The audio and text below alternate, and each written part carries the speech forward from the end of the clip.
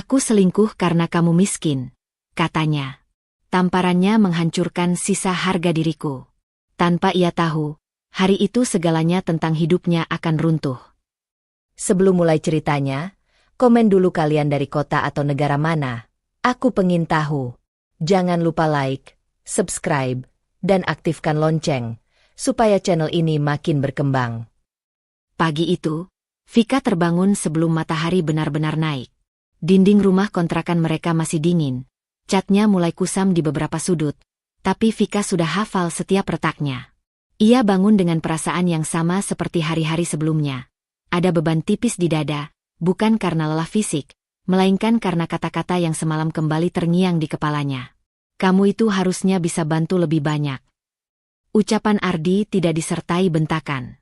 Justru itu yang membuatnya lebih dalam menusuk. Nada datar, seolah fakta yang tak perlu diperdebatkan. Vika menarik napas pelan, lalu bangkit dari kasur. Ia menuju dapur kecil, menanak nasi dan menyiapkan telur goreng sederhana. Gerakannya cekatan, seperti orang yang sudah terbiasa melakukan segalanya tanpa diminta. Di dapur inilah ia sering merasa paling berguna, sekaligus paling tak terlihat. Ardi keluar dari kamar dengan kemeja kerja yang sudah disetrika rapi oleh Vika semalam. Ia langsung duduk di meja makan, membuka ponsel, jarinya sibuk menggulir layar. Kopi, ucapnya singkat, tanpa menoleh. Vika segera menuangkan kopi ke cangkir favorit Ardi. Ia meletakkannya perlahan, seolah takut suara porselen yang terlalu keras bisa memicu sesuatu. Ardi menyesap kopi itu, lalu mengernyit. Gulanya kebanyakan, katanya. Kamu sih, hal kecil begini aja nggak konsisten. Vika tersenyum tipis. Maaf, nanti aku bikinin lagi. Ardi mendengus. Nggak usah, biarin aja. Tapi ya itu, kalau hal kecil aja nggak becus, gimana mau bantu yang besar? Kalimat itu menggantung di udara. Vika menunduk, pura-pura merapikan sendok. Dadanya mengencang, tapi ia menelan rasa itu dalam-dalam. Ia sudah terlalu sering melakukan hal yang sama. Menelan, menyimpan, dan berpura-pura kuat. Dalam pikirannya, Vika sempat menghitung. Uang belanja yang ia kelola, pekerjaan sambilan yang ia lakukan dari rumah, semua pengorbanan kecil yang ia anggap sebagai bentuk kontribusi. Namun di mata Ardi, semua itu seolah tak pernah cukup karena tidak berbentuk angka besar. Kamu tahu kan, Ardi melanjutkan sambil berdiri, sekarang zamannya hasil. Orang dihargai dari apa yang kelihatan. Mobil apa, rumah apa, tabungan berapa. Ia meraih tas kerjanya. Aku capek kerja keras sendirian. Kata sendirian membuat Vika mengangkat wajahnya. Ia ingin berkata bahwa ia juga lelah. Lelah menyesuaikan diri, lelah mengecilkan harapan, lelah merasa kurang. Tapi kata-kata itu berhenti di tenggorokan. Aku cuma mau rumah tangga kita jalan baik, ucap Vika akhirnya. Suaranya nyaris berbisik. Ardi menatapnya sebentar. Sorot matanya dingin dan menilai. Rumah tangga nggak bisa jalan pakai niat doang. FIK. Pakai hasil. Pintu tertutup di belakang Ardi, menyisakan keheningan yang terasa berat. Vika berdiri cukup lama di ruang makan, menatap cangkir kopi yang hampir tak tersentuh. Senyum tipisnya menghilang, digantikan rasa hampa yang sulit dijelaskan. Ia duduk perlahan. Tangannya gemetar kecil. Ada bagian dalam dirinya yang ingin membela diri, ingin berteriak bahwa nilainya tidak diukur dari uang semata. Tapi ada juga bagian lain yang lebih besar, yang takut jika ia bersuara, rumah tangga ini benar-benar retak. Vika bangkit dan membersihkan meja. Setiap piring yang ia angkat terasa seperti mengangkat pengakuan diam-diam, bahwa ia terus bertahan, meski harga dirinya perlahan tergerus. Ia berkata pada dirinya sendiri bahwa semua ini sementara, bahwa kesabaran adalah investasi yang kelak akan berbuah. Namun saat ia melihat pantulan wajahnya di jendela, mata yang sedikit redup, bahu yang menegang, untuk pertama kalinya Vika bertanya dalam hati, sampai kapan? Siang menjelang, dan ponselnya bergetar di atas meja. Sebuah pesan masuk dari Ardi. Ingat ya, nanti malam kita ke rumah ibu. Jangan bikin malu. Jari Vika berhenti di atas layar. Rumah Ibu Ardi berarti tatapan menilai, sindiran halus, dan perbandingan yang tak pernah ia menangkan. Biasanya ia hanya mengiyakan, menerima peran sebagai istri yang harus banyak belajar. Kali ini, Vika menutup mata sejenak. Ada dorongan kecil tapi asing di dadanya. Bukan amarah, melainkan keinginan untuk tidak sepenuhnya menghilang. Ia mengetik balasan, menghapusnya, lalu mengetik lagi. Iya. Satu kata yang aman. Tapi sebelum meletakkan ponsel, Vika menambahkan pesan kedua. Jarinya sedikit bergetar. Aku mau bicara nanti. Penting. Pesan itu terkirim. Jantung Vika berdegup lebih cepat dari biasanya. Ia tidak tahu apa yang akan ia katakan nanti malam, atau apakah keberanian kecil ini akan membawa masalah baru. Yang ia tahu, keputusan kecil itu terasa berisiko, dan untuk pertama kalinya, ia tidak langsung menariknya kembali. Sejak pesan itu terkirim semalam, Vika merasa ada sesuatu yang tertinggal di udara. Bukan harapan, melainkan kecemasan yang menempel seperti debu halus. Pagi ini ia bangun dengan perut sedikit mual, bukan karena sakit, melainkan karena bayangan rumah Bu Sri yang terus berputar di kepalanya. Ia tahu, setiap kunjungan ke sana selalu menyisakan rasa yang sama. Kecil, tidak cukup, dan serba salah. Di perjalanan, Ardi menyetir dengan satu tangan lainnya menggenggam ponsel. Ia nyaris tak bicara. Vika duduk di sampingnya, menatap jalan yang mengalir cepat. Ia ingin membuka percakapan tentang pesan semalam, tentang bicara penting. Namun setiap kali bibirnya bergerak, kata-kata itu kembali mengendap. Rumah Bu Sri berdiri kokoh, lebih besar dari kontrakan mereka. Begitu masuk, aroma masakan menyeruak, bercampur dengan keheningan yang terasa menilai. Bu Sri muncul dari dapur dengan celemek masih terikat. Sorot matanya langsung menyapu Vika dari ujung rambut hingga ujung sepatu. Ardi, kamu kurusan, katanya, sambil meraih lengan anaknya. Kerja terus, ya. Capek sendiri. Kata sendiri itu kembali terdengar. Vika tersenyum kecil dan menunduk, menyalami Bu Sri. Tangannya terasa dingin. Vika, sapa Bu Sri singkat, tanpa senyum. Masuk. Duduk. Di meja makan, hidangan tersaji rapi. Bu Sri menuangkan sayur ke piring Ardi terlebih dahulu, lalu berhenti sejenak saat giliran Vika. Sendoknya bergerak lambat, seolah sedang mempertimbangkan sesuatu. Kamu masih di rumah saja, kan? Tanya Bu Sri, suaranya terdengar ringan, tapi tatapannya tajam. Vika mengangguk. Iya, Bu. Aku masih ngerjain kerjaan sambilan dari rumah. Bu Sri menghela napas kecil. Zaman sekarang, perempuan juga harus bisa bantu ekonomi. Rumah tangga itu berat, Vika. Gak bisa cuma ngandelin satu orang. Ardi diam, matanya fokus ke piring. Keheningannya terasa seperti persetujuan. Vika merasakan sesuatu di dadanya terkelupas pelan. Ini bukan pertama kalinya Bu Sri berkata seperti itu. Tapi hari ini, setelah semalam Ardi menyinggung hal yang sama, kata-kata itu terasa lebih telanjang. Aku cuma khawatir, lanjut Bu Sri, Ardi itu potensinya besar. Sayang kalau pasangannya nggak bisa ngimbangin. Kalimat itu jatuh tepat di luka lama Vika. Luka yang selama ini ia rawat dengan alasan pengertian dan kesabaran. Ia teringat masa awal pernikahan, saat ia memilih pekerjaan yang lebih fleksibel demi mendukung Ardi. Pilihan yang dulu ia anggap sebagai pengorbanan bersama, kini terdengar seperti kegagalan pribadi. Vika menunduk, jemarinya mencengkeram ujung taplak meja. Ia ingin menjelaskan, ingin berkata bahwa ia tidak bermalas-malasan, bahwa kontribusinya mungkin tak terlihat. Tapi tatapan Bu Sri membuat lidahnya keluh. Kamu dengarkan, Fika. Bu Sri menatapnya lurus. Ibu cuma mau yang terbaik buat Ardi. Vika mengangguk pelan. Iya, Bu. Suaranya nyaris tak terdengar. Di sampingnya, Ardi akhirnya angkat bicara. Ibu cuma ngingetin. Biar Vika juga termotivasi. Motivasi. Kata itu terdengar seperti penghalusan dari sesuatu yang lebih tajam. Vika tersenyum tipis, senyum yang sudah terlatih. Selesai makan, Bu Sri berdiri dan membereskan piring. Ia melirik Vika sekilas. Perempuan itu nilainya kelihatan dari seberapa besar dia meringankan beban suami. Kalimat itu menutup percakapan, seperti palu yang diketuk perlahan tapi pasti.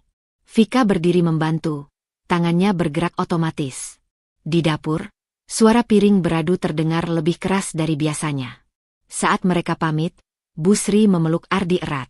Kepada Vika, ia hanya mengangguk singkat. Di mobil, suasana kembali sunyi. Jalanan malam memantulkan lampu-lampu yang terasa asing. "Kamu jangan dimasukin hati," kata Ardi akhirnya. "Ibu memang begitu."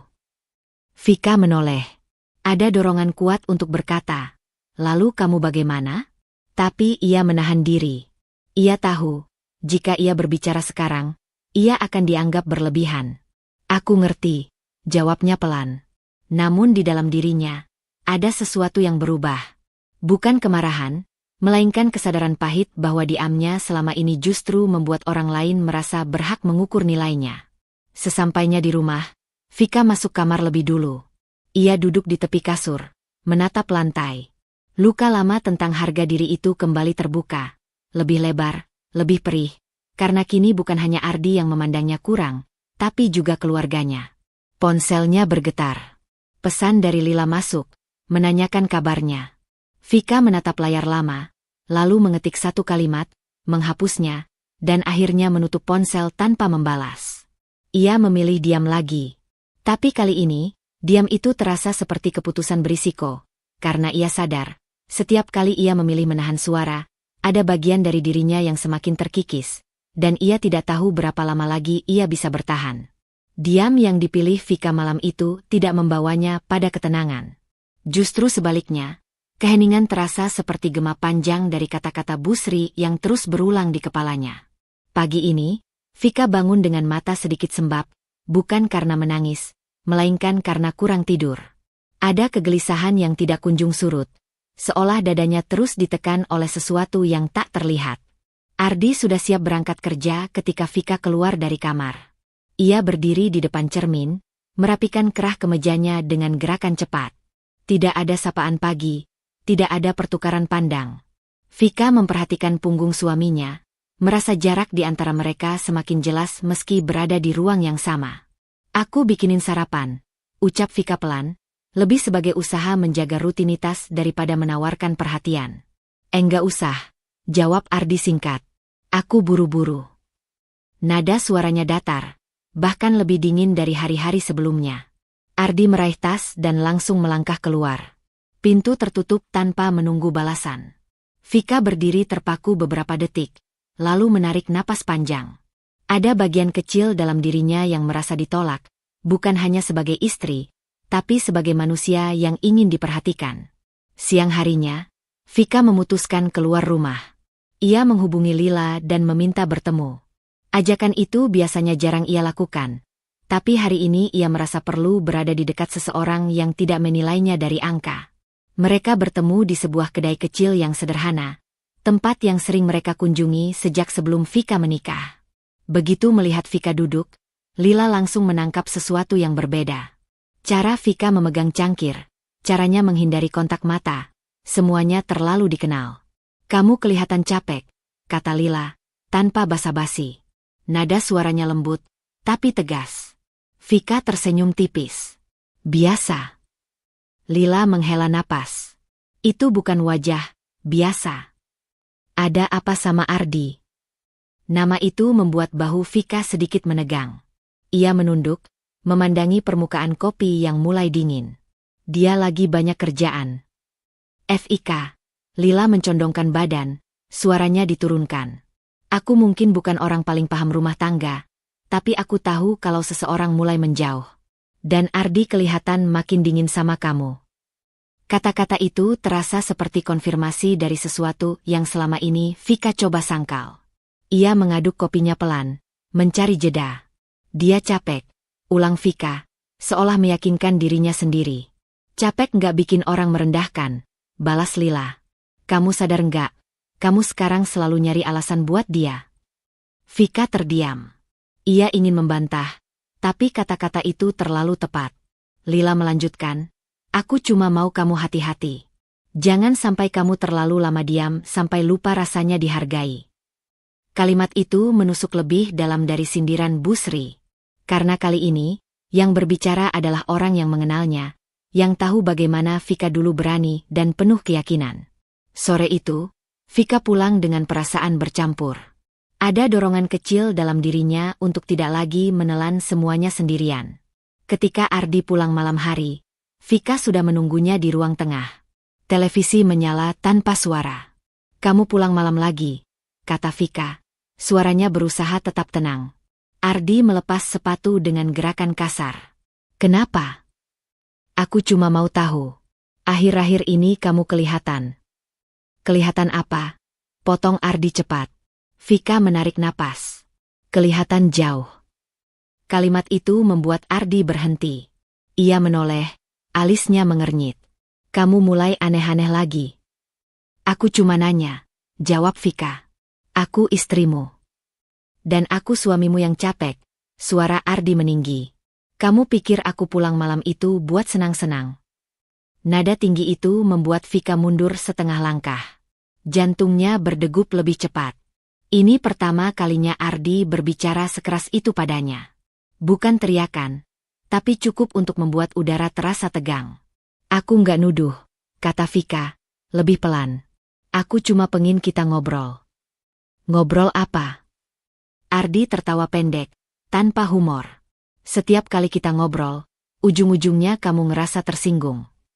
Vika merasakan matanya panas, tapi ia menahannya. "Aku cuma pengin kamu dengar." "Dengar apa?" Ardi melangkah lebih dekat, suaranya masih tinggi. "Keluhan kamu soal hal-hal yang sama." Vika terdiam. Ada rasa takut yang belum pernah ia rasakan sebelumnya. Takut pada nada suara orang yang seharusnya menjadi tempat paling aman. Ardi menghela napas keras, lalu memalingkan wajah. "Aku capek. Jangan bikin ribet." Ia masuk ke kamar dan menutup pintu dengan keras. Suara itu menggema di ruang tengah. Vika berdiri sendirian, tubuhnya terasa ringan sekaligus rapuh. Ia duduk perlahan di sofa, memeluk dirinya sendiri. Peringatan lila kembali terngiang. Retakan itu kini nyata, bukan lagi dugaan atau perasaan berlebihan. Ardi bukan hanya menjauh, ia mulai membentak. Vika menatap pintu kamar yang tertutup. Untuk pertama kalinya, ia bertanya pada dirinya sendiri bukan tentang bagaimana mempertahankan rumah tangga ini, melainkan tentang berapa harga yang harus ia bayar jika terus bertahan. Tangannya meraih ponsel. Ia membuka kontak lila, jarinya berhenti di atas nama itu cukup lama. Lalu ia mengetik satu kalimat singkat, penuh keraguan. "Kalau aku butuh bantuan, kamu ada." Pesan itu terkirim. Vika memejamkan mata, menyadari bahwa pertanyaan sederhana itu mungkin menjadi langkah kecil yang berbahaya. Karena sekali ia mengakui butuh bantuan, ia tidak bisa lagi berpura-pura semuanya baik-baik saja.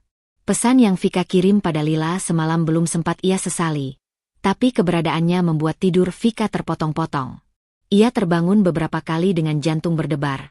Setiap kali teringat nada tinggi Ardi dan pintu kamar yang dibanting. Pagi ini, rumah terasa lebih sempit dari biasanya. Udara seolah berhenti mengalir. Ardi belum bangun ketika Vika keluar kamar. Untuk pertama kalinya, Vika tidak langsung merasa lega melihat itu. Ada kecemasan yang menetap, seperti bayangan yang enggan pergi.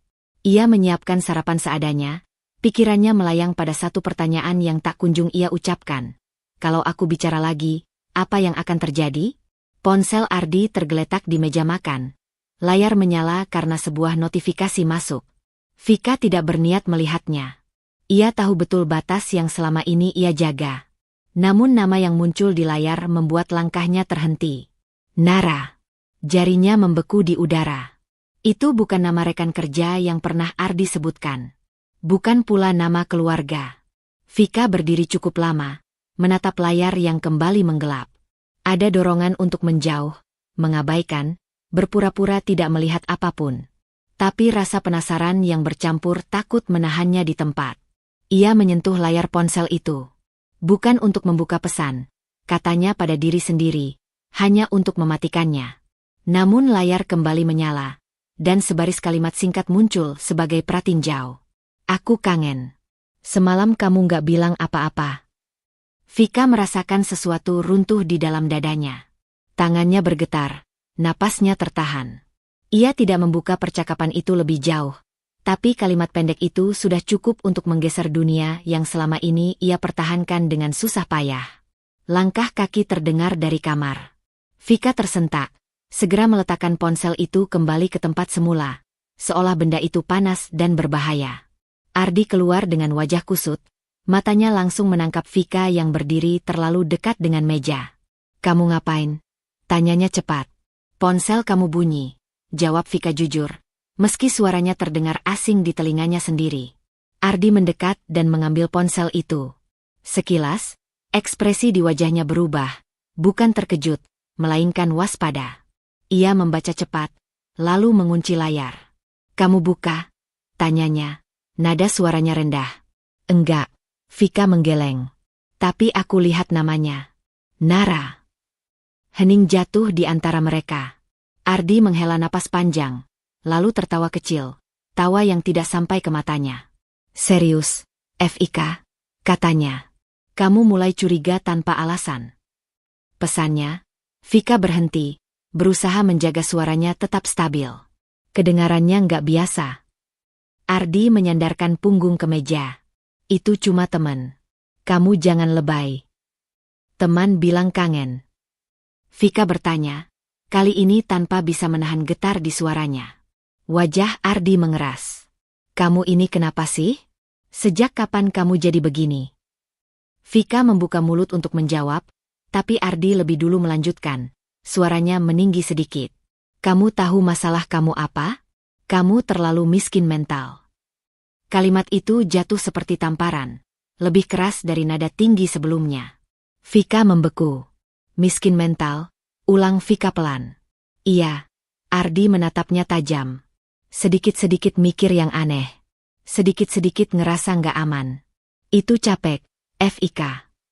Vika merasakan matanya panas. "Aku cuma nanya. Karena aku istrimu." "Justru karena itu," potong Ardi.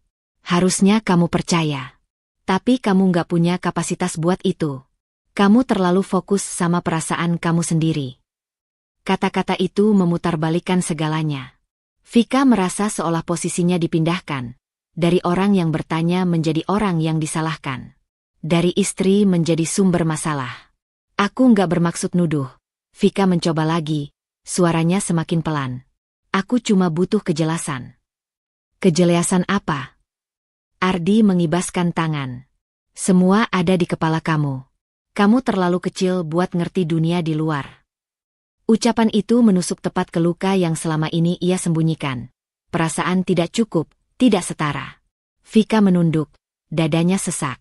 Ia ingin melawan, ingin mengatakan bahwa ia tidak bodoh atau lemah. Tapi lidahnya keluh, tubuhnya seperti kehilangan tenaga. Ardi mengambil tasnya. "Aku nggak punya waktu buat drama begini. Pikirin diri kamu sendiri. Jangan semua kamu tarik ke arah negatif." Pintu kembali tertutup, kali ini tanpa dibanting. Tapi justru itu yang membuatnya terasa lebih kejam. Vika perlahan duduk di kursi. Ia menatap meja makan, ponsel Ardi sudah tidak ada di sana. Nama Nara berputar di kepalanya, bukan hanya sebagai nama, tapi sebagai simbol dari sesuatu yang belum berani ia akui sepenuhnya. Ia meraih ponselnya sendiri, membuka percakapan dengan Lila. Jarum jam berdetak pelan di dinding, seolah memberi tekanan tambahan. "Aku lihat sesuatu hari ini," tulis Vika, lalu berhenti. Jarinya gemetar. Ia menghapus kalimat itu, lalu menulis ulang. "Kalau aku salah, aku takut. Tapi kalau aku benar, aku lebih takut lagi." Pesan itu terkirim. Vika meletakkan ponsel dan memeluk lututnya. Di dalam dirinya, sebuah pilihan mulai terbentuk. Belum jelas, belum berani. Namun ia tahu, setelah melihat pesan itu dan mendengar kata-kata Ardi, ia tidak akan pernah bisa kembali sepenuhnya ke ketidaktahuan yang dulu ia sebut aman. Nama itu belum juga pergi dari kepala Vika sejak pagi. Nara. Ia tidak lagi muncul sebagai sekadar dugaan, melainkan sebagai bayangan yang kini punya suara, kalimat, dan mungkin wajah. Sejak percakapan singkat dengan Ardi kemarin, Vika merasa pijakan batinnya bergeser. Ia tidak menangis, tidak juga marah. Yang ada justru perasaan kosong, seperti seseorang yang dipaksa menilai ulang posisinya sendiri. Siang itu, Vika menerima pesan dari nomor tak dikenal. Mbak Vika? Aku Nara. Kita perlu bicara sebentar. Aku nggak mau salah paham terus. Jantung Vika berdegup lebih cepat. Tidak ada basa-basi, tidak ada permintaan izin. Kalimat itu terdengar seperti pernyataan sepihak. Dan justru itulah yang membuat Vika merasa kecil. Ia menatap layar cukup lama, lalu membalas singkat. Di mana? Mereka bertemu di sebuah kafe yang tidak terlalu ramai, tidak jauh dari pusat kota. Vika datang lebih dulu, duduk di sudut ruangan. Ia memilih tempat yang terbuka, seolah ingin memastikan dirinya tetap terlihat, tetap nyata. Ketika Nara datang, Vika langsung tahu siapa perempuan itu tanpa perlu diperkenalkan. Nara melangkah dengan percaya diri. Penampilannya rapi, cara ia tersenyum tenang namun penuh perhitungan. Ia menarik kursi di depan Vika tanpa ragu. Makasih udah mau ketemu, kata Nara.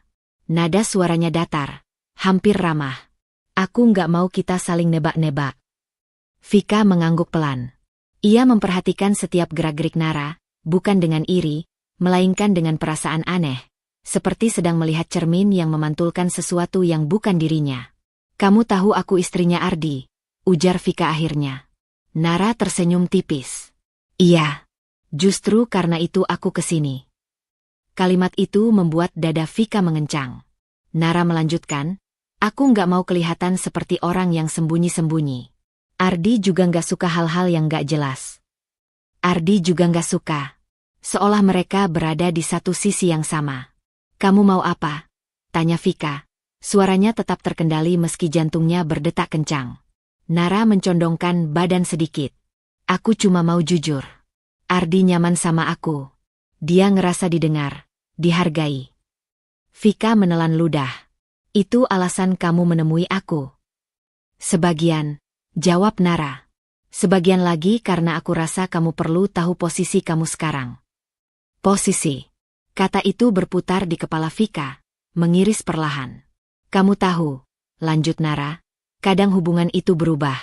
Bukan karena ada yang salah, tapi karena ada yang lebih cocok. Vika menatap Nara lurus-lurus. Ia tidak melihat rasa bersalah di sana. Yang ada justru keyakinan, seolah ia sedang berbicara dari tempat yang lebih tinggi. Ardi bilang kamu orang baik, tambah Nara. Tapi kamu terlalu bertahan. Dia butuh pasangan yang bisa ngimbangin, bukan yang bikin dia merasa sendirian. Kalimat itu terasa seperti pengulangan dari suara lain. Bu Sri, Ardi sendiri, kini datang dari orang asing yang merasa berhak menilai. Vika merasakan telapak tangannya dingin. Aku nggak datang buat rebut, kata Nara ringan. Aku cuma nggak mau kamu salah paham. Ardi sudah memilih caranya sendiri. Vika tersenyum kecil. Senyum yang lebih mirip refleks daripada ekspresi. Dan caranya itu dengan membiarkan kamu bicara sama aku. Nara mengangkat bahu. Dia nggak melarang. Itu sudah cukup. Bukan pengakuan eksplisit, tapi implikasinya jelas. Vika merasakan sesuatu runtuh, bukan karena takut kehilangan Ardi, melainkan karena menyadari betapa rendah posisinya dibiarkan jatuh. Ia bangkit dari kursinya. Kalau itu saja, pembicaraan kita selesai. Nara menatapnya, sedikit terkejut, lalu tersenyum lagi. Aku harap kamu bisa dewasa, Mbak Vika. Kata dewasa itu menusuk. Vika tidak membalas. Ia melangkah keluar dari kafe dengan langkah cepat, dadanya terasa sesak. Di luar, ia berhenti sejenak, menarik napas dalam-dalam, seolah baru saja keluar dari ruang sempit yang kekurangan udara. Di rumah, Vika duduk sendirian di ruang tengah. Bayangan Nara dan kata-katanya berkelindan dengan ucapan Ardi selama ini. Ia menyadari sesuatu yang membuat tenggorokannya tercekat. Ia tidak merasa cemburu. Yang ia rasakan adalah kehinaan. Perasaan diposisikan sebagai penghalang, bukan pasangan. Ponselnya bergetar. Sebuah pesan masuk dari Ardi. Tadi Nara cerita kamu ketemu dia. Aku harap kamu nggak bikin suasana makin ribet. Vika menatap layar itu lama. Kata-kata Ardi menegaskan apa yang baru saja ia sadari. Bahkan dalam pertemuan itu, ia bukan subjek yang perlu dilindungi, melainkan variabel yang harus dikendalikan. Ia mengetik balasan, menghapusnya, lalu mengetik lagi. Aku cuma mau dihargai.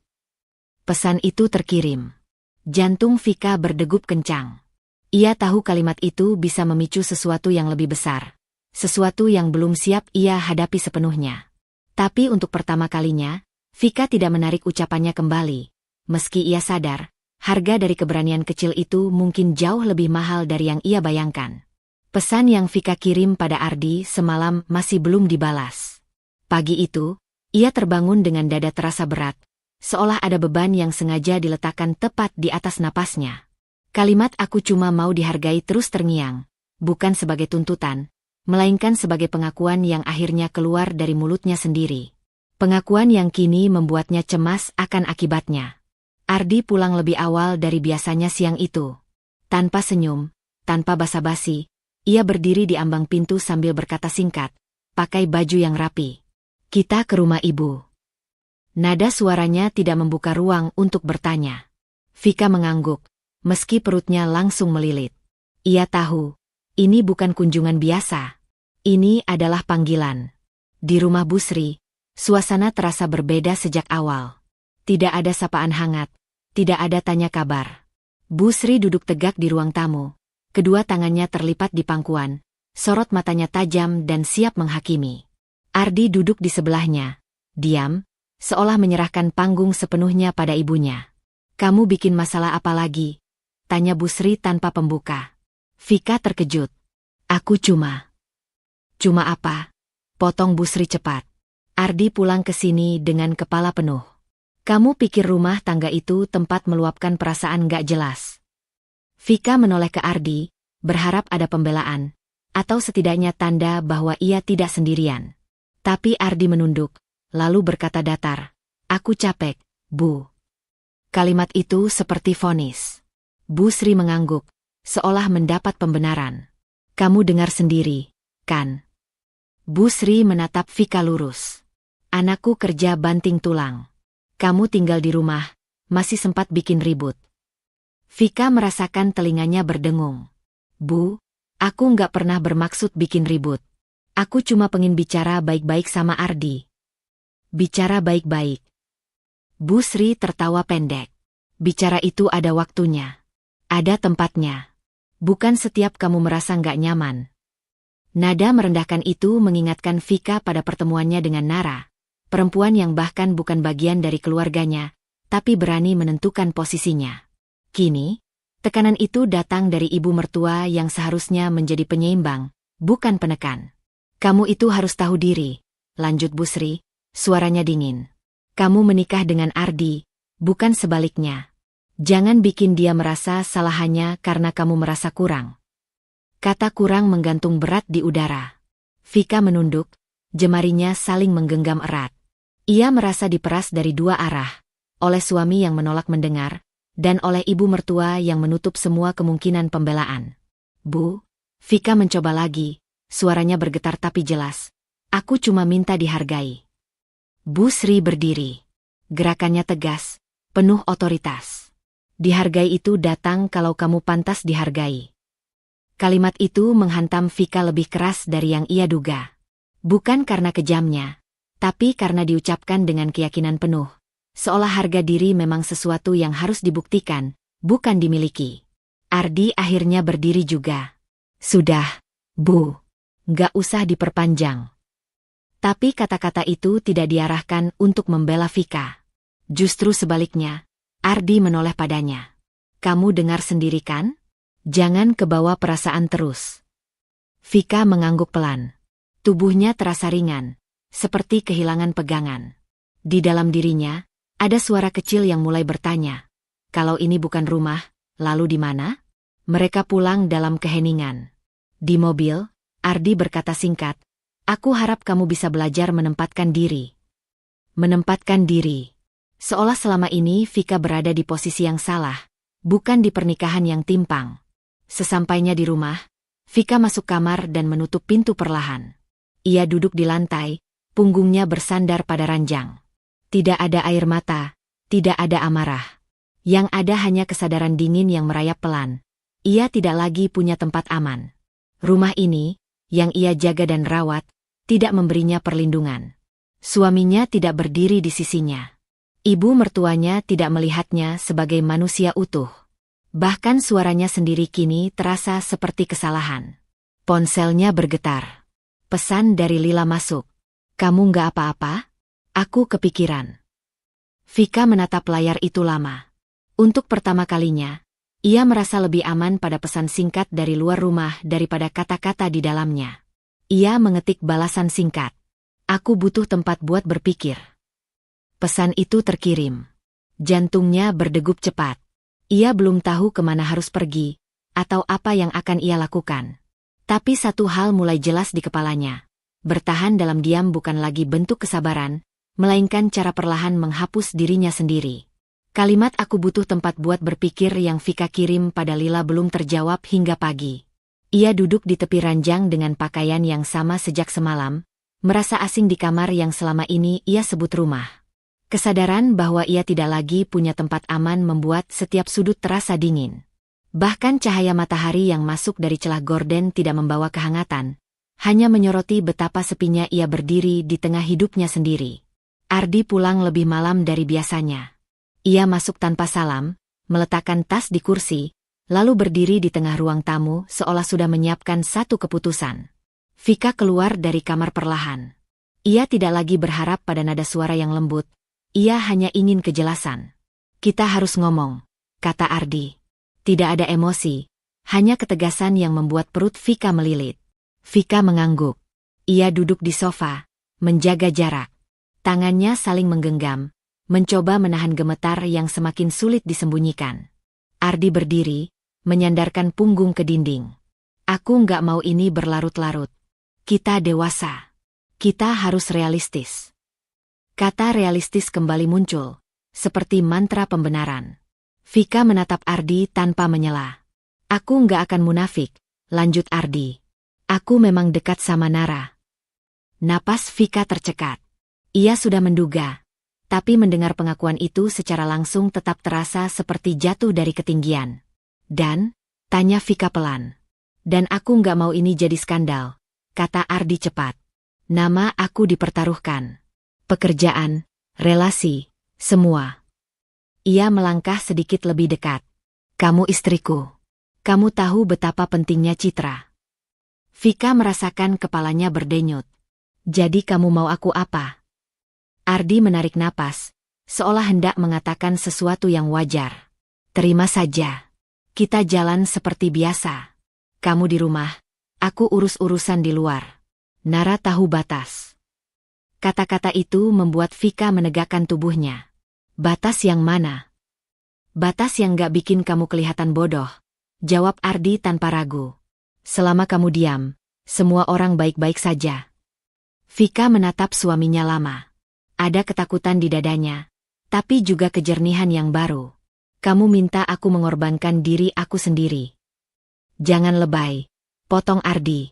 Banyak orang hidup kayak gini. Kamu cuma terlalu idealis. Idealis. Seolah keinginan untuk dihormati adalah kemewahan yang tidak layak dimiliki. Kalau aku nggak mau? Tanya Vika, suaranya bergetar.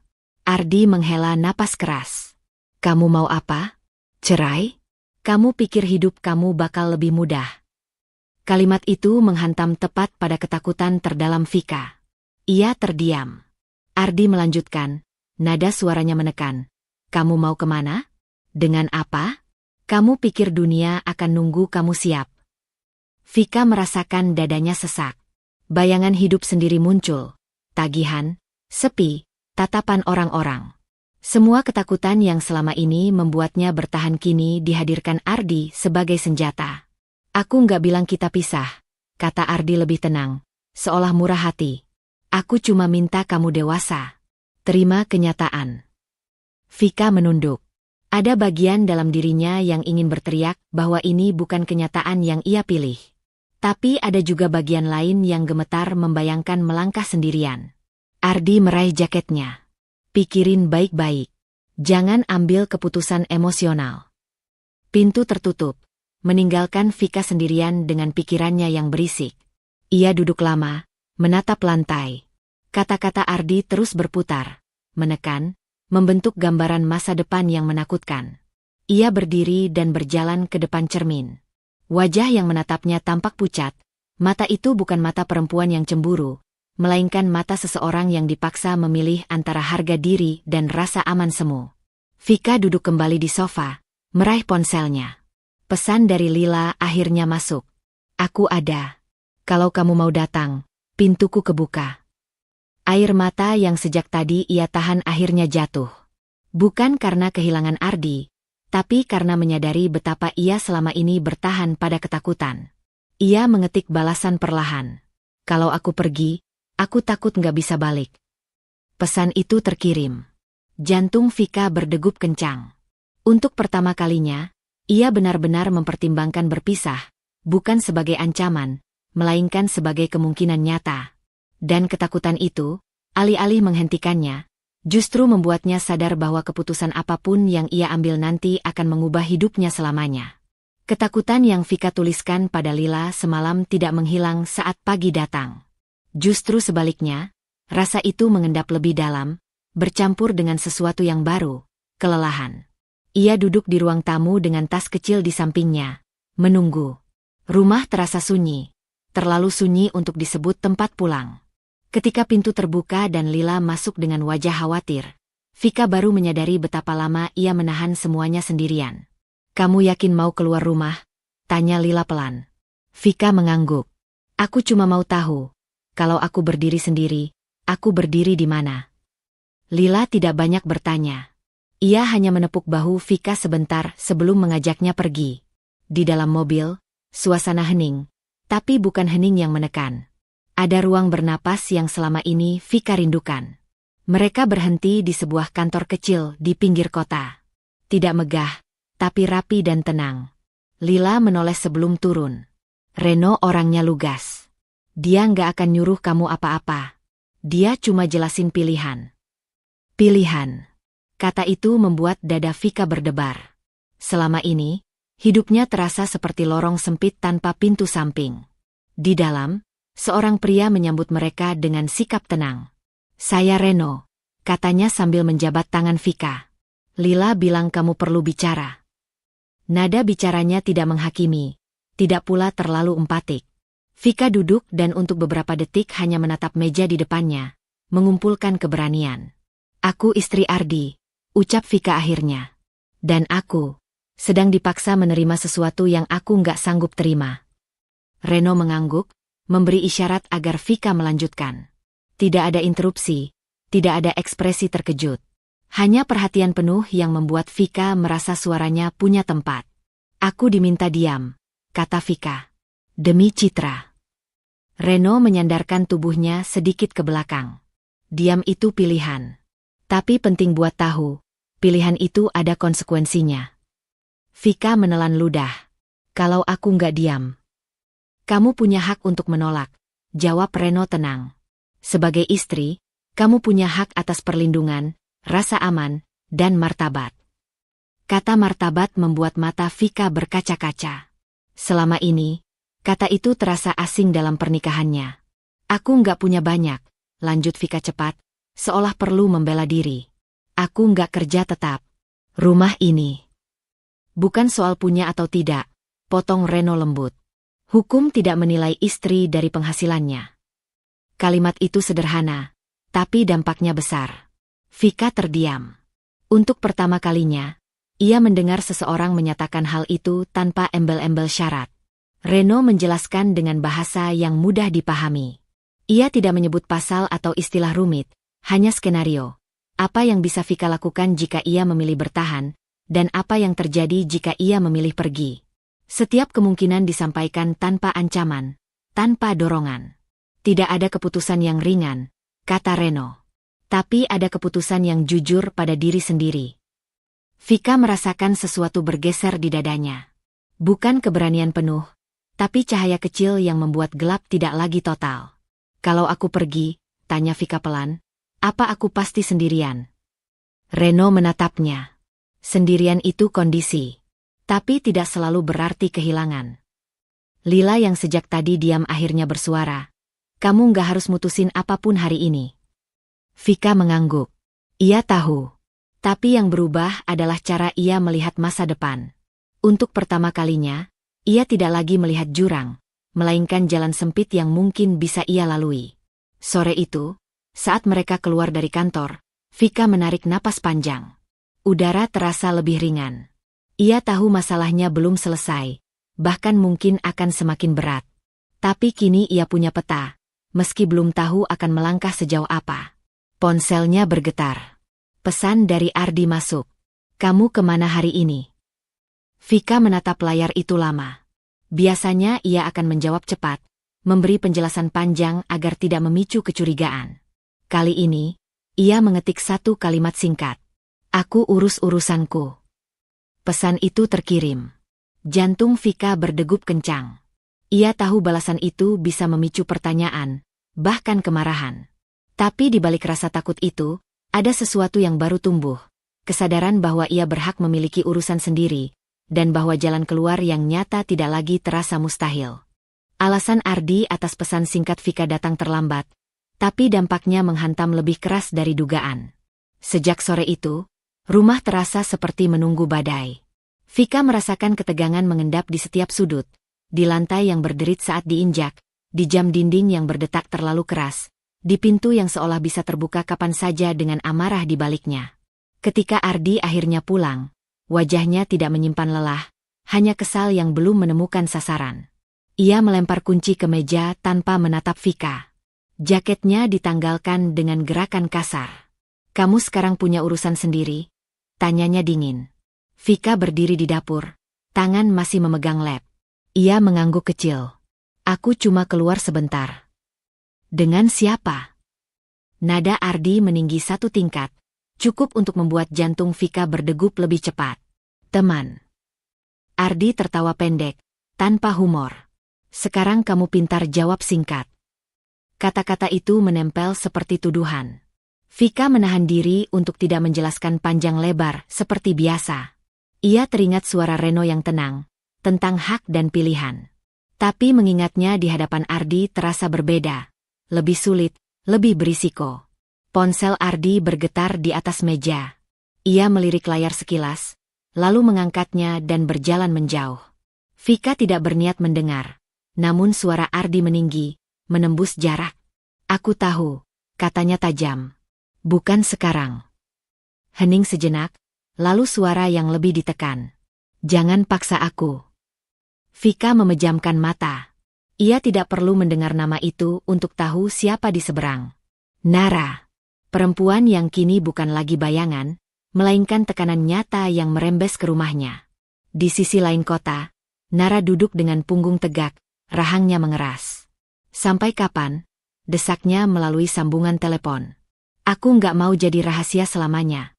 Ardi, kamu bilang mau hidup jujur." "Ini nggak sesederhana itu," jawab Ardi. "Justru sederhana," potong Nara. "Kamu pilih, aku atau dia." Kata dia diucapkan tanpa nama, seolah Vika sudah kehilangan identitas. Nara menutup telepon lebih dulu, meninggalkan tuntutan menggantung seperti pisau. Ardi kembali ke ruang tengah dengan langkah berat. Wajahnya memerah. "Kamu bikin aku kelihatan bodoh," katanya tiba-tiba. Vika menatapnya, terkejut. "Aku?" "Kamu berubah. Dingin. Sok punya rahasia." Ardi mendekat. "Kamu pikir aku nggak sadar?" Jarak mereka menyempit. Vika mundur satu langkah, punggungnya hampir menyentuh meja. "Aku cuma butuh ruang." "Ruang?" Ardi mendengus. "Sejak kapan kamu butuh ruang dari aku?" Nada suaranya keras, tak lagi terkontrol. Vika merasakan getaran di tubuhnya, bukan karena teriakan itu saja, tetapi karena ia melihat sesuatu yang baru di mata Ardi. Ketidaksabaran yang siap meledak. "Kamu mau aku jelasin apa lagi?" tanya Vika. Suaranya berusaha stabil. Ardi membentak, "Jangan muter-muter. Kamu bikin masalah di saat aku lagi ditekan." Vika terdiam. Ia menyadari, untuk pertama kalinya, Ardi tidak lagi berusaha membenarkan diri dengan kata-kata manis atau logika terbalik. Ia marah karena terpojok. Dan kemarahan itu mencari jalan keluar. "Dengar," kata Ardi, lebih rendah tapi penuh ancaman. "Kamu jangan macam-macam. Jangan bikin aku ambil keputusan yang bikin semua orang malu." Semua orang. Bukan kita. Kata itu menancap dalam-dalam. Vika merasakan ketakutan yang berbeda dari sebelumnya. Bukan hanya takut ditinggalkan, tapi takut kehilangan kendali atas keselamatannya sendiri. Ia mengangguk, refleks lama yang sulit dilepaskan. Namun di dalam dirinya, ada suara kecil yang menolak tunduk sepenuhnya.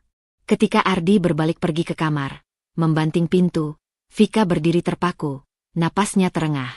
Malam itu, ia duduk di tepi ranjang, memeluk lutut. Ponselnya di tangan, jempolnya gemetar. Ia membuka pesan Lila, mengetik lalu menghapus, mengetik lagi. Kalau suatu hari aku harus pergi cepat, aku boleh ke tempatmu. Pesan itu tidak langsung ia kirim. Ia menatap layar lama, menyadari bahwa menanyakan itu saja sudah berarti ia mengakui kemungkinan terburuk. Akhirnya, dengan tarikan napas panjang, Vika menekan tombol kirim. Keputusan kecil. Berisiko. Tapi untuk pertama kalinya, ia memilih bersiap, bukan untuk menyenangkan siapapun, melainkan untuk melindungi dirinya sendiri. Pagi itu, Vika terbangun dengan dada terasa berat, seolah ada beban yang semalaman diletakkan tepat di atas napasnya. Ia hampir tidak tidur. Setiap kali terpejam, wajah Ardi dengan sorot mata dingin kembali muncul, disertai nada suara yang sejak beberapa hari terakhir berubah kasar dan asing. Pesan Lila semalam, kalau kamu perlu pergi, jangan ragu, masih menggantung di benaknya, bukan sebagai ajakan, melainkan peringatan. Ketika Vika melangkah ke ruang makan, Ardi sudah duduk di sana. Kopi di cangkirnya tak lagi mengepulkan uap.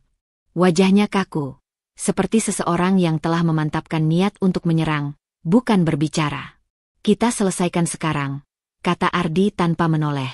Vika menarik kursi dengan hati-hati. Ia duduk, punggungnya tegak, meski jari-jarinya saling mencengkeram di pangkuan.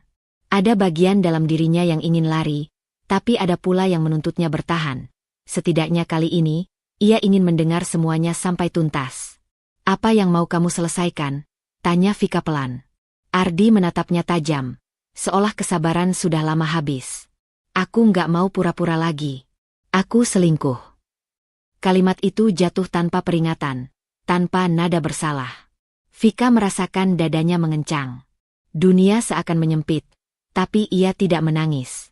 Ia hanya mengangguk kecil, menunggu kelanjutan yang terasa lebih menakutkan daripada pengakuan itu sendiri. Ardi bersandar, bibirnya menyunggingkan senyum tipis yang menyakitkan. Suaranya meninggi, penuh pembenaran. Aku selingkuh karena kamu miskin, katanya tajam. Miskin uang, miskin ambisi, miskin cara berpikir. Aku capek hidup pas-pasan sama kamu. Kata-kata itu menghantam Vika seperti pukulan telak di wajah. Bukan karena ia tak pernah mendengar Ardi merendahkannya, melainkan karena kali ini ia mengatakannya tanpa ragu, tanpa upaya menyamarkan kebencian. Vika merisaunya tercekat, tenggorokannya kering. Namun ia memaksa dirinya tetap duduk, tetap menatap Ardi. Jadi itu alasanmu? Suaranya bergetar, tapi tidak pecah. Semua ini cuma soal uang. Ini soal harga diri, balas Ardi cepat. Aku butuh perempuan yang bikin aku kelihatan berhasil. Vika tersenyum pahit. Senyum yang lahir dari kesadaran pahit bahwa selama ini ia menukar martabatnya dengan kesetiaan yang tak pernah dihargai. Pintu depan terbuka. Bu Sri masuk dengan langkah mantap, seolah tahu persis momen yang ia pilih. Tatapannya langsung tertuju pada Vika, dingin dan menilai. Sudah aku bilang dari dulu, ujar Bu Sri tanpa basa-basi. Kalau perempuan itu nggak bisa ngangkat hidup suaminya, ya wajar kalau suaminya cari yang lain. Vika menoleh. Untuk pertama kalinya, ia tidak menunduk di hadapan ibu mertuanya. Bu, saya istri Ardi. Bu Sri tersenyum tipis, meremehkan. Istri itu harus tahu diri. Jangan cuma numpang hidup. Kalimat itu membuka luka lama yang selama ini Vika kubur rapat, tentang harga diri, tentang perasaan selalu menjadi pihak yang kurang. Dadanya bergetar. Tapi kali ini bukan hanya karena sedih. Ada amarah yang mulai bangkit, meski belum berani ia lepaskan. Aku sudah melakukan yang aku bisa, ucap Vika pelan, lebih pada dirinya sendiri. Ardi tertawa singkat. Itu masalahnya. Cuma itu yang bisa kamu lakukan. Vika berdiri. Gerakannya pelan, Tapi pasti. Ia mengambil tasnya, memasukkan ponsel dan dompet. Setiap gerakan terasa seperti menarik kembali serpihan dirinya yang selama ini ia tinggalkan demi menjaga rumah tangga. "Kamu mau kemana?" tanya Ardi, nada suaranya waspada. "Aku cuma mau keluar," jawab Vika singkat. Ia tidak menjelaskan. Ia tidak merasa perlu lagi. Bu Sri menggeleng, sinis. "Drama. Dari dulu kamu cuma bisa drama." Vika berhenti sejenak di ambang pintu. Ia menoleh, menatap dua orang yang selama ini menjadi pusat hidupnya. Dadanya sakit, tapi kepalanya lebih jernih dari sebelumnya. "Aku belum kalah," katanya lirih, nyaris tak terdengar. Lalu ia melangkah pergi. Di luar, cahaya matahari terasa menyilaukan. Vika berjalan tanpa tujuan jelas, membiarkan air mata akhirnya jatuh. Bukan karena pengakuan Ardi semata, melainkan karena ia baru menyadari betapa kecil dirinya dibuat selama ini, dan betapa lama ia membiarkannya terjadi. Ponselnya bergetar. Pesan dari Lila masuk. "Aku di sini." Vika menatap layar lama. Ia belum membalas. Jarinya gemetar, bukan karena ragu, melainkan karena satu kesadaran baru mulai tumbuh. Bertahan atau pergi bukan lagi soal cinta, melainkan soal menyelamatkan diri. Dan keputusan apapun yang ia ambil setelah hari ini, risikonya akan mengubah hidupnya selamanya. Episode 11, Tamparan yang Mengakhiri Diam. Sisa siang itu berjalan lambat bagi Vika. Setelah keluar dari rumah pagi tadi, ia tidak benar-benar pergi jauh. Ia duduk lama di taman kecil dekat kompleks, membiarkan kepalanya dipenuhi ulang-ulang kalimat Ardi yang tak henti menusuk. "Aku selingkuh karena kamu miskin." Kalimat itu bukan sekadar hinaan. Ia menjelma menjadi vonis atas seluruh hidup yang selama ini ia jalani dengan patuh. Menjelang sore, Vika kembali ke rumah. Bukan karena ia sudah memaafkan, melainkan karena ada barang-barang yang ingin ia ambil, dan lebih dari itu, ada batas yang ingin ia lihat, sejauh apa Ardi akan melangkah.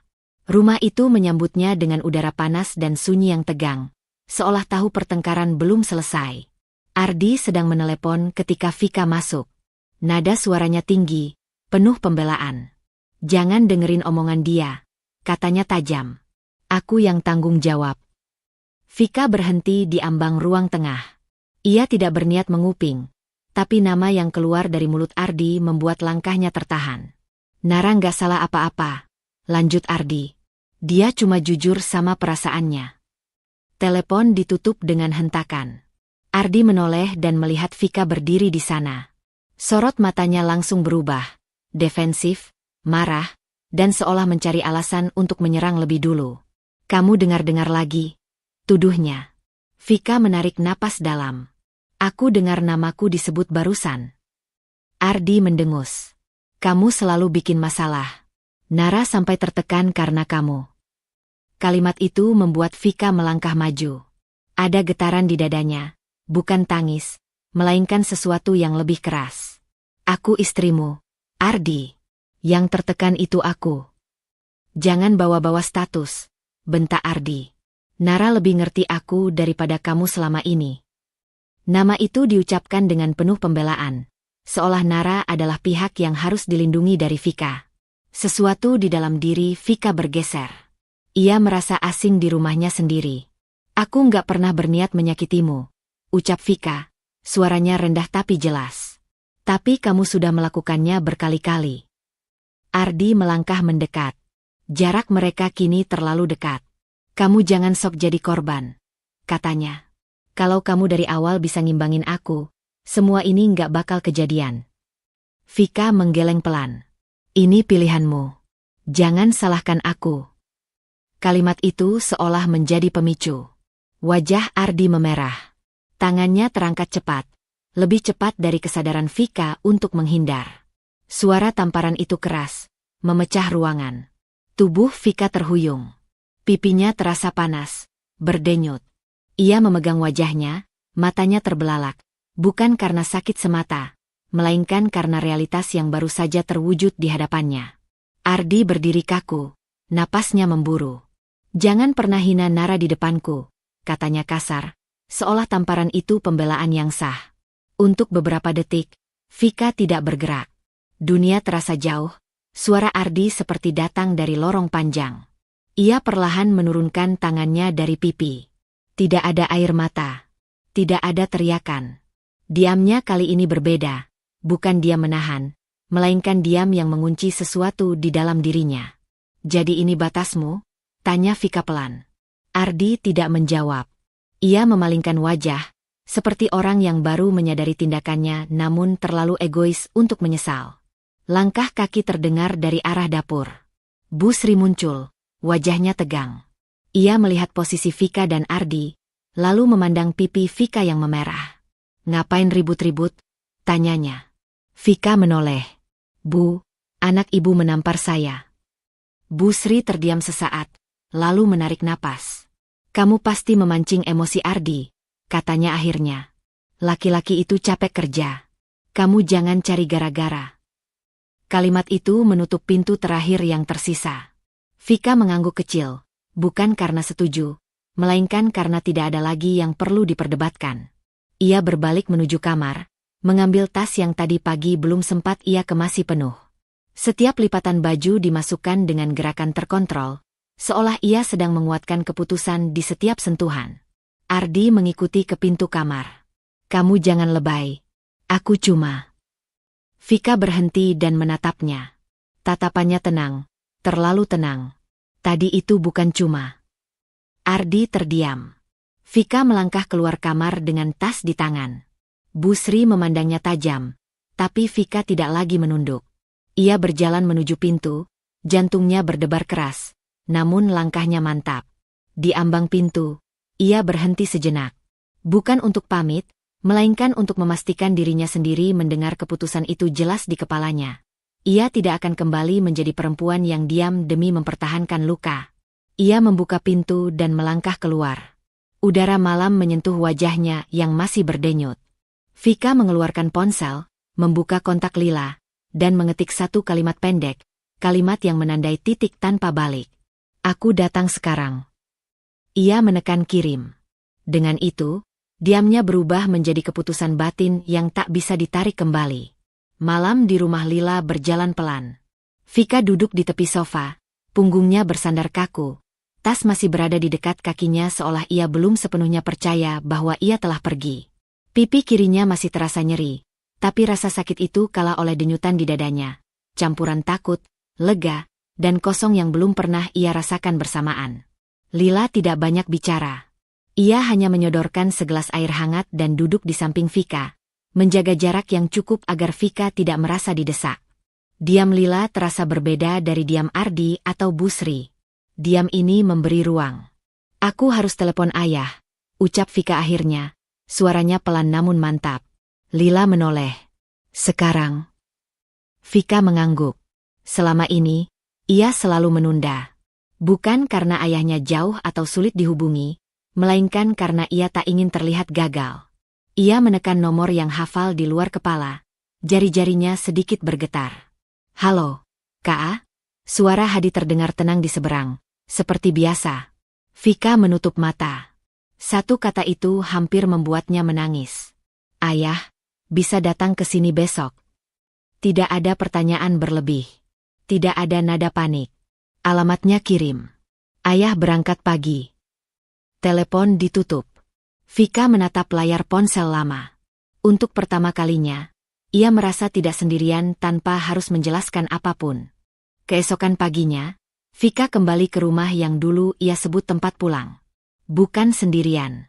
Hadi berjalan di sampingnya, langkahnya tidak tergesa, mengenakan kemeja sederhana yang rapi, wajahnya bersih dan datar. Tidak ada aura orang yang hendak menuntut atau menyerang. Hanya ketenangan yang sulit dijelaskan. Ardi membuka pintu dengan ekspresi kesal yang langsung berubah heran ketika melihat pria di samping Vika. Siapa? Tanyanya singkat. Ayah saya, jawab Vika. Hadi mengangguk sopan. Hadi. Ardi menilai cepat. Pakaian biasa, sepatu lama, sikap yang terlalu tenang. Ia menggeser tubuh memberi jalan. Sedikit meremehkan. Bu Sri muncul dari ruang tengah, sorot matanya tajam. Oh, ini orang tua Vika. Bu Sri menyilangkan tangan. Silakan duduk. Mereka duduk berhadapan. Udara terasa berat, tapi Hadi tetap tenang. Punggungnya tegak, tangannya terlipat santai di pangkuan. Vika duduk di sampingnya, merasakan kehadiran ayahnya seperti jangkar. Ada apa sampai datang begini? Tanya Ardi, nadanya defensif. Hadi menatap Ardi tanpa menghakimi. Saya kesini karena anak saya terluka. Bu Sri terkekeh kecil. Namanya rumah tangga. Pak, ribut itu biasa. Hadi mengangguk pelan. Ribut biasa tidak meninggalkan bekas di wajah. Kalimat itu diucapkan datar, tapi membuat ruangan mendadak sunyi. Ardi mengalihkan pandangan, rahangnya mengeras. Ini cuma salah paham. Ardi berkata cepat. Vika terlalu sensitif. Hadi menoleh ke Vika.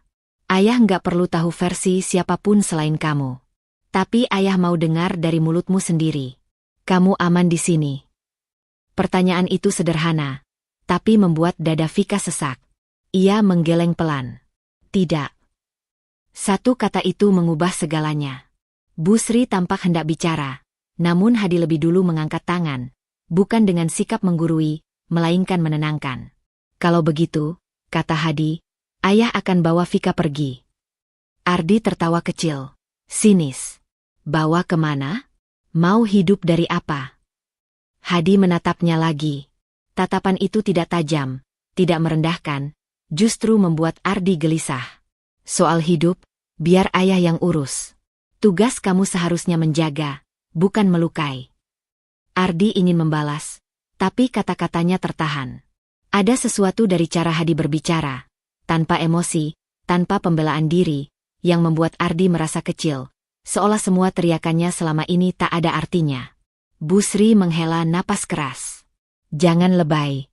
Anak perempuan kalau pulang ke orang tua, nanti menyesal. Hadi tersenyum tipis. Menyesal karena selamat, Bu. Vika menatap ayahnya. Untuk pertama kalinya sejak lama, ia tidak merasa harus membela siapapun. Ia berdiri, mengambil tasnya. Tangannya tidak gemetar. Ardi ikut berdiri. Kamu pikir ini selesai? Vika menatapnya. Tenang. Belum. Tapi aku sudah selesai diam. Hadi berdiri di samping Vika. Kami pamit. Di luar, Vika menghirup udara panjang. Mobil ayahnya terparkir sederhana, tapi terasa seperti pintu keluar yang nyata. Sebelum masuk, Hadi menoleh padanya. Kamu yakin? Tanyanya pelan. Vika mengangguk. Ketakutan masih ada, tapi kini berdampingan dengan keyakinan baru. Aku yakin. Mobil melaju meninggalkan rumah itu. Dari kaca spion, Vika melihat Ardi berdiri kaku di teras. Wajahnya tegang, bukan karena marah, melainkan karena untuk pertama kalinya, ia kehilangan kendali tanpa tahu bagaimana cara merebutnya kembali. Mobil melaju tenang menyusuri jalan utama kota. Dari balik jendela, Vika memandangi bangunan-bangunan tinggi yang dulu selalu terasa asing baginya. Kini, duduk di samping ayahnya, ia merasakan ketenangan yang berbeda, bukan karena masalahnya selesai, melainkan karena ia tidak lagi sendirian menghadapinya. Hadi menyetir dengan fokus, wajahnya tetap datar seperti biasa. Tidak ada tanda-tanda seseorang yang menyimpan rahasia besar. Itulah sebabnya Vika selama ini tidak pernah bertanya terlalu jauh. Ayahnya hidup sederhana, berbicara seperlunya, dan selalu menekankan satu hal. Martabat tidak diukur dari apa yang terlihat. Kita mau kemana? Yah? Tanya Vika akhirnya. Ke kantor, jawab Hadi singkat. Vika mengangguk, meski sedikit heran. Ia mengira mereka akan langsung pulang ke rumah ayahnya. Mobil berhenti di depan sebuah gedung besar berlapis kaca, dengan logo hotel ternama terpasang di bagian atas. Vika menatap papan nama itu, jantungnya berdebar aneh. Ini? Suaranya menggantung. Hadi mematikan mesin. Tempat ayah kerja. Sebelum Vika sempat bertanya lebih jauh, pintu gedung terbuka. Seorang pria berjas rapi bergegas keluar. Wajahnya penuh hormat. Pak Hadi, rapat sudah siap. Vika menoleh cepat ke ayahnya. Ada sesuatu yang bergeser di dalam dadanya. Keheranan yang bercampur dengan potongan-potongan ingatan masa kecil. Ayahnya yang selalu bepergian singkat, telepon-telepon malam yang tak pernah dijelaskan, dan sikap tenang yang seolah tidak pernah terguncang oleh uang. Di dalam ruang rapat, Beberapa orang berdiri menyambut. Tidak ada yang memandang Vika dengan heran, seolah kehadirannya sudah wajar. Hadi berjalan ke kursi utama, duduk tanpa ragu. Mulai saja, katanya. Vika duduk di samping, pikirannya berputar. Ia akhirnya menyadari, tanpa perlu penjelasan panjang, bahwa ayahnya bukan sekadar pegawai. Cara orang-orang menunggu instruksinya, mencatat setiap kata, dan menahan napas sebelum ia berbicara, menjelaskan semuanya. Setelah rapat selesai, Hadi menoleh pada Vika. Kamu sekarang tahu. Vika menatapnya lama. Kenapa ayah nggak pernah bilang? Hadi tersenyum tipis. Karena ayah ingin kamu dinilai sebagai Vika, bukan sebagai anak pemilik apapun. Kata-kata itu menghantam Vika pelan tapi dalam. Selama ini, ia menahan hinaan karena dianggap tidak punya apa-apa, tanpa tahu bahwa ia justru berasal dari sesuatu yang selama ini ia lindungi dengan diam. Di tempat lain, Ardi mondar-mandir di ruang tamu rumahnya. Sejak kepergian Vika, ada kekosongan yang mengganggu, bukan karena rindu, melainkan karena kehilangan kendali. Ponselnya berdering. Sebuah nomor tak dikenal.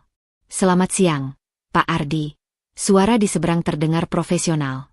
Kami dari manajemen Hotel Arwana Group. Kami ingin mengonfirmasi kehadiran Anda dalam acara keluarga yang diadakan oleh Pak Hadi. Ardi terdiam. Pak Hadi siapa? Hadi Prasetya, jawab suara itu. Pemilik jaringan hotel kami.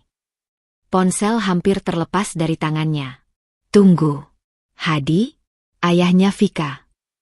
Benar, Pak. Sambungan terputus.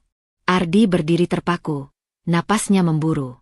Seluruh kalimat yang pernah ia ucapkan, tentang miskin, tentang tidak sejajar, berputar kembali, kini menertawakannya. Bu Sri keluar dari kamar, melihat wajah anaknya pucat. Ada apa? Ardi menelan ludah. Bu, ayah Vika itu, pemilik hotel besar. Bu Sri tertawa singkat, refleks menolak. Ngaco kamu. Tadi manajemen hotel yang nelepon. Ardi berbisik. Semua milik dia. Wajah Bu Sri berubah. Senyumnya runtuh, digantikan keterkejutan yang sulit disembunyikan. Ia duduk perlahan, seolah lututnya kehilangan tenaga. Seluruh kebanggaan yang selama ini ia bangun, merendahkan Vika, merasa lebih tinggi, runtuh dalam sekejap. Jadi selama ini, gumam Bu Sri. Dia sengaja kelihatan sederhana, lanjut Ardi, suaranya parau. Dan aku. Ia tidak melanjutkan. Tidak perlu. Kesadarannya sudah cukup menyiksa.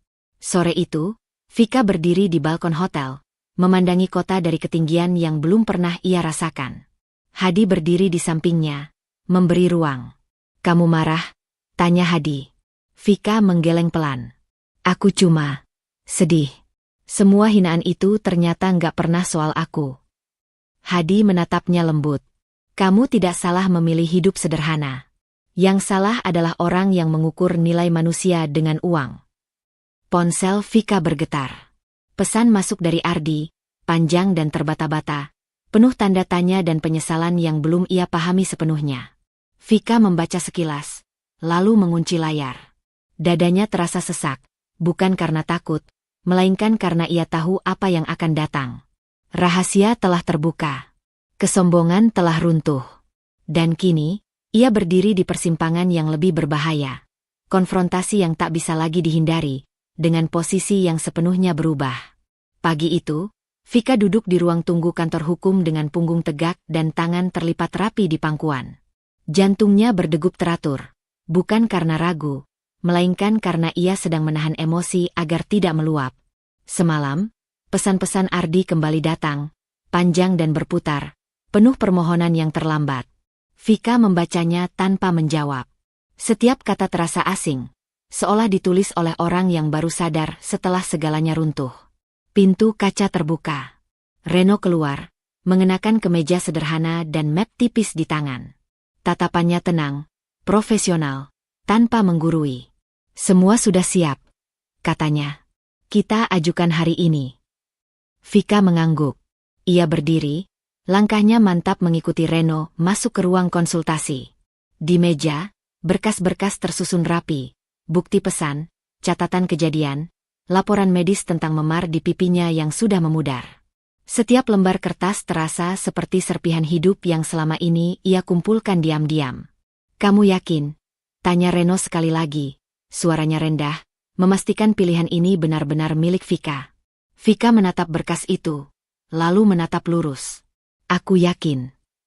Tanda tangan itu tercetak jelas. Dengan satu tarikan napas panjang, Vika menggoreskan namanya. Tidak ada air mata. Yang ada hanya kelegaan pahit, seperti menutup pintu yang terlalu lama dibiarkan terbuka. Siang menjelang ketika mereka tiba di rumah yang dulu ia sebut rumah bersama. Hadi menunggu di mobil, memberi ruang. Reno berjalan di samping Vika sampai ke teras, lalu berhenti.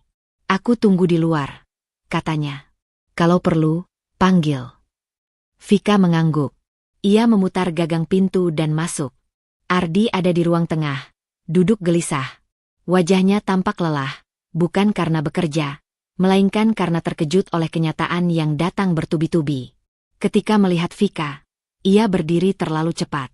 "Vika," ucapnya, suaranya rapuh. "Aku mau bicara."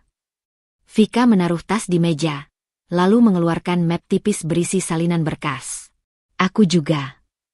Ia meletakkan map itu di hadapan Ardi. "Aku sudah ajukan cerai." Ardi menatap map itu, lalu menatap Vika, seperti berharap ada tawa kecil yang menandakan semua ini lelucon. "Kamu nggak bisa gini," katanya tergesa. "Kita bisa perbaiki." "Aku salah. Aku." "Kamu menamparku," potong Vika tenang. "Dan kamu melakukannya untuk membela perempuan lain." Ardi terdiam. Bu Sri muncul dari dapur, wajahnya tegang. "Apa ini?" tanyanya. "Gugatan cerai," jawab Vika tanpa menoleh. "Dan satu lagi." Ia melangkah ke pintu kamar, mengambil koper yang sudah ia siapkan sebelumnya. Ardi mengikutinya. Panik. "Kamu mau kemana?" "Ini rumah kita." Vika berhenti dan menoleh. Tatapannya jernih, tidak menyimpan kebencian. "Ini rumah atas namaku." Ardi membeku. "Apa maksudmu?" "Dokumen kepemilikan atas nama Vika," sambung Reno dari ambang pintu, masuk tepat waktu. "Sah." Bu Sri tersentak. "Kamu bohong." Vika menggeleng pelan. "Aku tidak pernah berbohong. Aku hanya tidak pernah pamer." Ardi mundur setapak. Wajahnya pucat, rahangnya gemetar. "Kamu mau usir aku?" Vika mengangguk. "Iya." Kata itu sederhana, tapi memotong sisa-sisa kuasa Ardi. Ia menelan ludah, matanya berkaca-kaca. "Tolong. Aku akan berubah." Vika memandangnya lama. Ia melihat laki-laki yang dulu ia bela mati-matian, kini berdiri tanpa pijakan. Ada kasihan yang singgah, singkat, lalu pergi. "Penyesalanmu datang setelah kamu merasa kehilangan. Bukan saat aku terluka." Bu Sri maju selangkah, suaranya meninggi. "Kamu nggak berhak." Reno mengangkat tangan. "Tenang. Bu, proses hukum sudah berjalan. Kami minta kerjasama." Ardi menunduk. Bahunya turun. Tanpa berkata lagi, ia berjalan ke kamar, mengemasi barang-barang dengan gerakan terburu. Vika berdiri di ruang tengah, menunggu. Tidak ada kemenangan di wajahnya.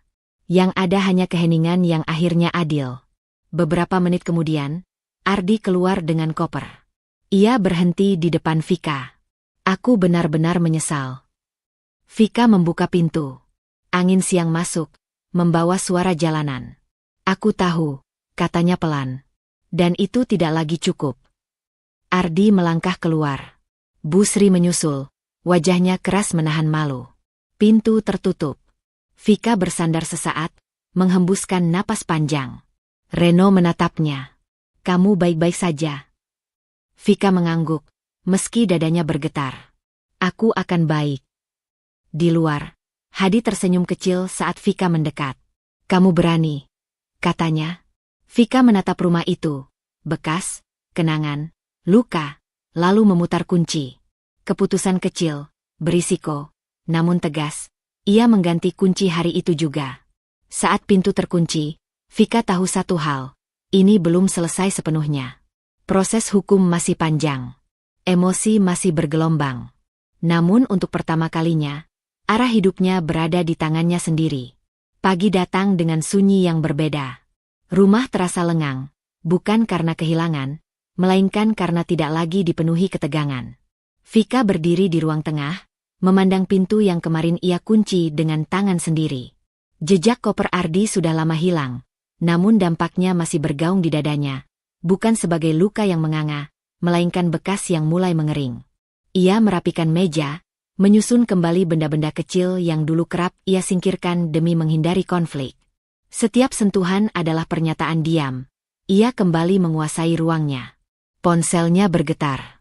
Pesan dari Reno masuk singkat, profesional, dan menenangkan. Putusan sementara keluar. Proses berjalan sesuai rencana. Kamu aman. Vika menutup mata sejenak. Aman. Kata itu kini berarti lebih dari sekadar perlindungan hukum. Aman berarti ia tidak lagi harus mengecilkan diri. Hadi datang menjelang siang. Ia berdiri di ambang pintu, tidak masuk sebelum Vika mempersilakan. Kebiasaan kecil yang selalu membuat Vika merasa dihormati. Ayah bawa makan, katanya, mengangkat tas kertas sederhana. Mereka makan di meja dapur. Tidak ada pembahasan tentang hotel, rapat, atau kekuasaan. Hadi bertanya tentang rencana Vika hari ini, dan Vika menjawab jujur. Aku mau cari tempat kerja baru. Aku ingin berdiri dari keringatku sendiri. Hadi menatapnya lama, lalu tersenyum. Ayah percaya. Kalimat itu menghangatkan, bukan menekan. Vika tahu ia bisa meminta apa saja, modal, jabatan, perlindungan, namun ia memilih jalan lain. Ia ingin sembuh tanpa ketergantungan. Sore hari, Lila datang membawa kopi. Ia memandang Vika yang kini tampak lebih tegak. Kamu kelihatan tenang, katanya, heran. Aku lelah berperang, jawab Vika. Aku memilih damai. Mereka duduk di teras, membiarkan senja turun. Lila tidak memberi nasihat, hanya menemani. Kehadirannya selalu seperti itu, penyeimbang yang tidak memaksa. Malamnya, Vika membuka laci dan menemukan berkas lama.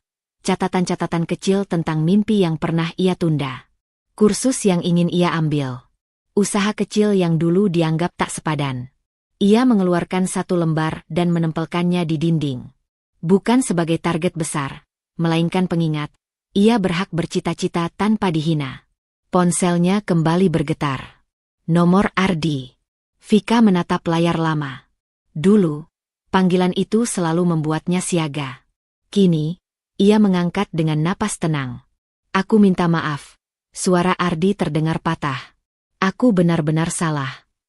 Vika mendengarkan sampai tuntas. Tidak ada amarah yang tersisa, hanya kejelasan. Aku menerima permintaan maafmu, katanya pelan. Tapi aku tidak kembali. Di seberang, ada jeda panjang. Aku mengerti, jawab Ardi akhirnya. Telepon ditutup. Vika meletakkan ponsel di meja. Ada rasa lega yang menyusup, bukan karena ia menang, melainkan karena ia tidak lagi terikat pada pengakuan orang yang pernah merendahkannya. Konflik utama yang menghantui batinnya, apakah ia berharga tanpa disahkan oleh orang lain, kini terjawab. Hari-hari berikutnya berjalan sederhana. Vika mengikuti wawancara, belajar, gagal kecil, lalu bangkit lagi. Ia menolak tawaran mudah yang menyandarkan namanya pada ayah. Ketika Hadi menanyakan alasannya, Vika menjawab jujur. Aku ingin melihat diriku berhasil dengan namaku sendiri. Hadi mengangguk, bangga tanpa perlu kata. Suatu pagi, Vika berdiri di depan cermin. Bekas memar telah lama hilang, namun pelajarannya tinggal. Ia menyematkan pin kecil di kerah, hadiah dari Lila, simbol keberanian. Ia keluar rumah dengan langkah mantap, menyapa tetangga, membuka hari dengan senyum yang tidak dipaksakan. Di persimpangan jalan, Vika berhenti sejenak. Dunia di depannya tidak menjanjikan kemudahan, tetapi ia tidak lagi takut. Ia tahu kapan harus berkata cukup, kapan harus pergi, dan kapan harus bertahan untuk dirinya sendiri. Ia melangkah maju. Dengan damai. Dengan martabat. Dan dengan keyakinan bahwa harga diri yang pulih adalah kekayaan yang tak bisa dirampas siapapun. Dalam hidup, Cinta dan kebersamaan tidak pernah seharusnya menuntut kita kehilangan martabat. Jika suatu hubungan membuatmu mengecil, terluka, dan meragukan nilai dirimu sendiri, berhenti sejenak dan dengarkan suara hatimu. Keberanian terbesar bukan bertahan dalam luka, melainkan memilih menghormati diri sendiri, meski harus melangkah sendirian. Harga diri adalah fondasi kebahagiaan yang sejati. Tanpanya, apapun yang kita miliki akan terasa kosong. Terima kasih telah mengikuti perjalanan Vika hingga akhir. Semoga kisah ini menjadi penguat bagi siapapun yang sedang belajar bangkit dan berdamai dengan masa lalu.